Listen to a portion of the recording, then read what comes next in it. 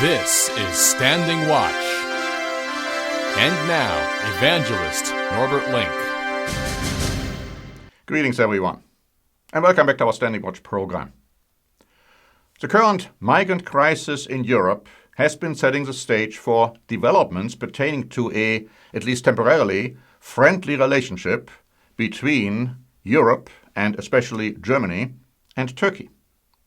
That is something, my friends, which the Bible has prophesied to occur in these end times thousands of years ago, as I will show you. See, the relationship between Germany and Turkey has always been a very interesting one, historically speaking. At this point, the biggest ethnic group following the Germans are the Turks over there in Germany, and they are about 3 million people large. Most of them are either Turks or of Turkish descent. But things can dramatically change pretty soon. And Turkey is painfully aware of this situation because of the migrant crisis. And that's one of the reasons why they are promoting a place in the Middle East where the migrants should go, a free flight zone, they call it, rather than having everybody come to Europe and to Germany. I'm having an article here dated October 31, which was published by Daily Mail, saying that 1 million more people could flee war-torn Syria for Europe in a dramatic escalation of the migrant crisis. Turkey is expecting the worsening situation in the country to displace another 2 million people over the winter. And capital Ankara claimed that half of them were likely to head across its borders into Europe as a result of Russian airstrikes in the region. Now, in light of this, the article says, German Chancellor Angela Merkel has promised Turkey speedier talks on its aspirations to join the EU in exchange for it sealing its borders and halting the flow of migrants. Now, that's interesting, but a new article which was published today pointed out, and Associated Press wrote about it, that they expect 3 million more migrants to enter Europe and Germany by the end of 2016. In light of all of this, it's quite interesting how Turkey is responding.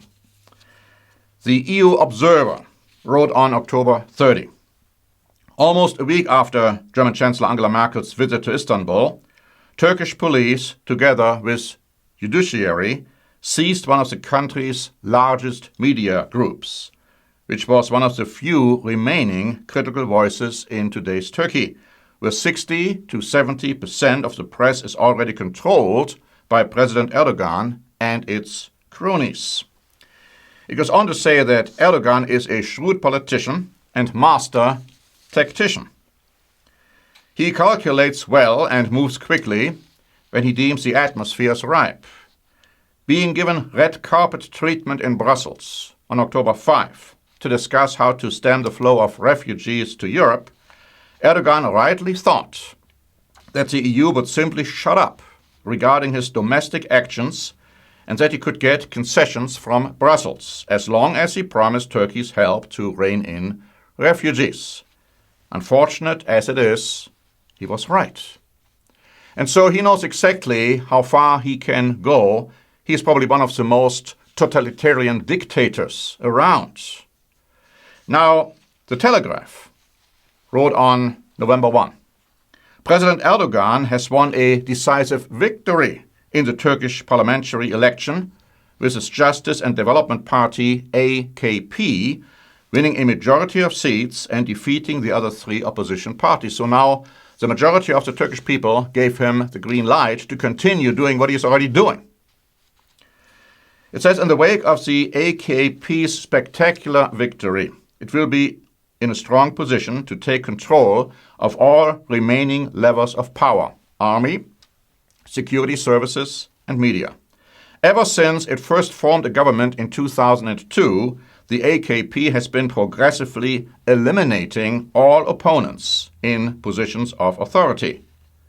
Almost all the state and private media has already come under AKP control, which is one factor explaining its gain in votes. State television has given blanket coverage to Mr. Erdogan and the AKP, while largely ignoring its opponents. But then the article goes on to say that Mr. Erdogan is reported to have wished for direct Turkish military intervention in Syria in the past, but to have been restrained by the Turkish army. After this impressive endorsement, he may be in a better position to push for greater military engagement in Syria, which again is very interesting because, Syria believes in the Shiite version of the Quran, whereas Turkey, of course, is predominantly Sunni. They have different positions, different ideas. They are antagonistic towards each other. So no wonder that Turkey doesn't want the Syrian migrants to enter Europe, in many cases coming through Turkey to enter Europe. And so we are seeing a dictator in power, and every time you have a problem in a country, then people look for a strong man. And that is why Mr. Erdogan was voted in. That is why Mr. Putin is in power right now. That is why you will find in Germany a major political leader arriving on the world scene who has dictatorial ambitions. You see, Angela Merkel's reputation is going downhill because of her handling, or as many say, her mishandling of the migrant crisis. And Germany is waiting for a change. An article by Newsmax pointed out that pursuant to Mr. Erdogan's victory, it will make it very more difficult for independent journalists to do their job there, and specifically because they are reporting on a 2-year-old corruption case that hits him and members of his family, and police and judges have been jailed, including, of course, journalists, including one judge who ordered a jailed journalist freed. The government has done everything in its power to silence opposition media to cover up the corruption investigation, one journalist said. This is not a democratic country anymore, and of course it's not going to be one. Now, is Turkey going to become a member of the EU? Now, I doubt that. But collaboration between Turkey and Europe, and especially Germany, is prophesied. If you want to know more, we have prepared a free booklet, Middle Eastern and African Nations in Biblical Prophecy. And this booklet addresses Turkey amongst other nations. And it shows you from the Bible what is prophesied for Turkey in these end times. Now, before I give you a few highlights from this booklet, let me just say this. Many Americans and many British people are totally asleep when it comes to developments in, let's say, Europe, in Turkey, in the Middle East, because they say, what should I be interested in that? And why? That doesn't affect me.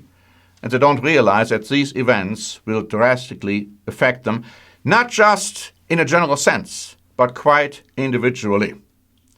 The Bible prophesies a time so bad, which has never been before, and which will never happen again. It's called the Great Tribulation. The Great Tribulation is directed against, amongst other nations, the United States of America and Great Britain. And the Bible prophesies that there's going to be nuclear war. And the few Americans who will survive this nuclear war will find themselves in concentration camps. But not in the country of the United States of America, because this will be so polluted due to the nuclear fallout, they couldn't live here anymore. Now, most people will die in this coming war anyway. But those who will survive and the powers to be, the conquerors, feel it's going to be good to keep them alive, they will be transported out of the United States of America and placed into other countries as slaves, as captives, to do slave labor. The developments I'm talking about right now in Germany, in Europe, in Turkey, in the Middle East have absolutely everything to do with those developments. So it's high time for the American people to wake up. It's high time for the British people to wake up, because these events are going to happen soon, much sooner than most realize. Now, the Germans are beginning to find out that things are happening there which have some kind of a important meaning.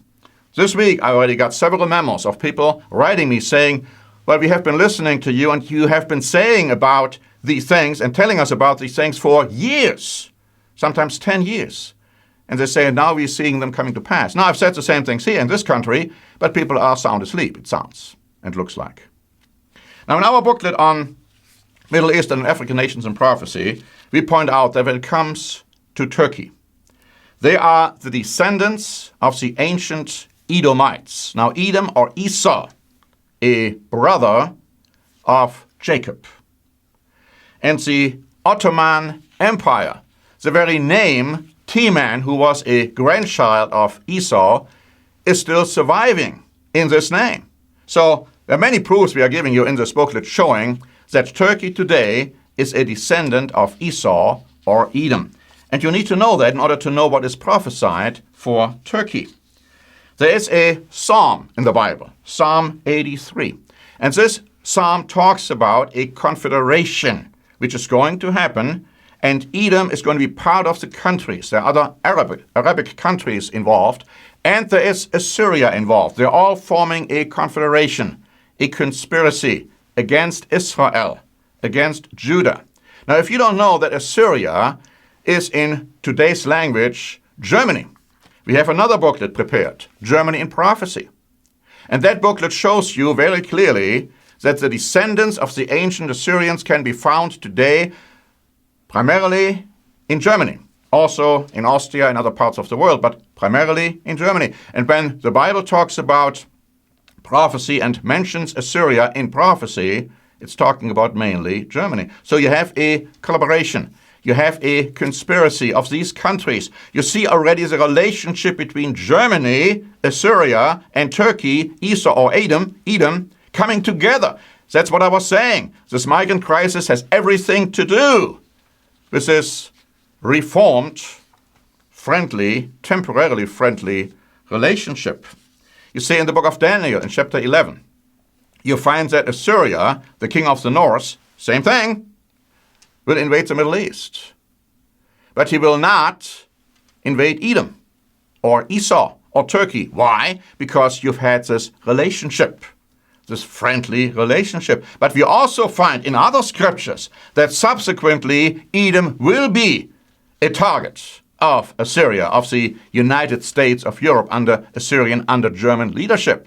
That is also prophesied. In fact, there are many prophecies to the effect that the devastation will affect Edom in such a way that most people in that country will die as well. But some will survive. It talks about the remnants of Edom. And as we say in our booklet, Edom will become desolate for a while. Desolate for a while, but not for all eternity.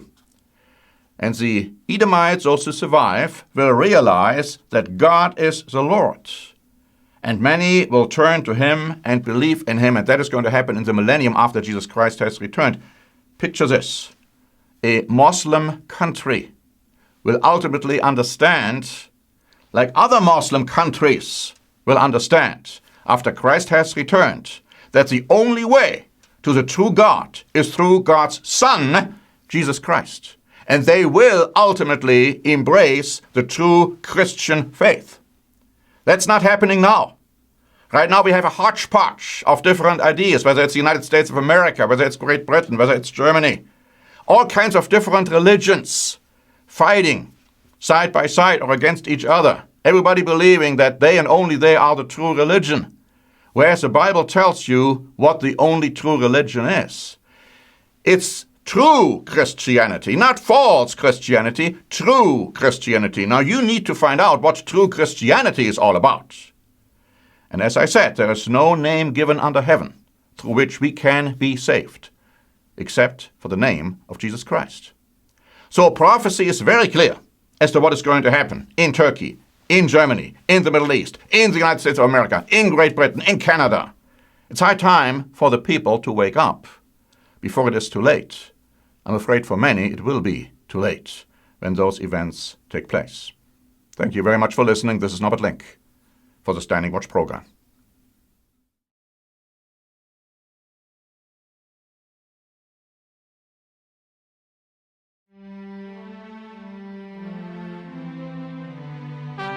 Standing Watch is a presentation by the Church of the Eternal God. P.O. Box 270519, San Diego, California 92198. More information is also available at our website, eternalgod.org.